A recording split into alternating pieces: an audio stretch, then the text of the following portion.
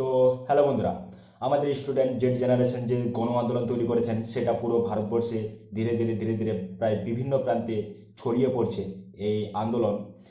এটা ছিল প্রথমে স্টুডেন্টদের মানে যে ইস্তফা, আমাদের এডুকেশন মিনিস্টার ধর্মেন্দ্র প্রধান আমাদের ইন্ডিয়ার, তার ইস্তফার জন্য এই আন্দোলন শুরু করেছিলেন। এটা আস্তে আস্তে করে এখন বিজেপির দিকে এগিয়ে যাচ্ছে এবং এখন যেটা মানে স্টুডেন্টদের যেটা এখন মানে বিক্ষোভ, যে এর সঙ্গে সঙ্গে নরেন্দ্র মোদী তাকেও এই ইস্তফা দিতে হবে।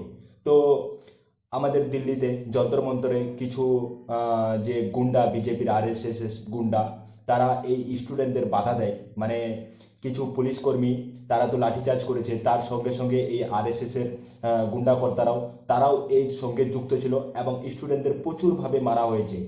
যাদের যাদের মেরেছে, কারো কারো মাথা ফাটিয়ে দিয়েছে এবং কারো পা হাত ভর ভেঙে দিয়েছে এবং প্রচুর পরিমাণে এই আন্দোলনে টিয়ার গ্যাস ইউজ করেছে এই দিল্লি পুলিশ।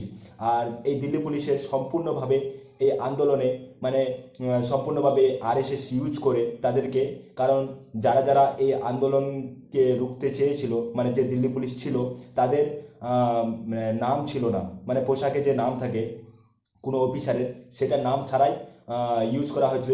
তারপর কিছু এই আন্দোলনকারী স্টুডেন্টদের ফাঁসানোর জন্য তারা বিভিন্নভাবে মানে চেষ্টা করছিল যে তারা ইট পাথর গাড়িতে বোঝাই করে রেখেছিল, তারা যেন এই ইট পাথর ছুঁড়ে, এবং পুলিশ কর্মী তারা যেন এই আন্দোলনকে একটা অন্য ষড়যন্ত্র নাম দেওয়া হয়।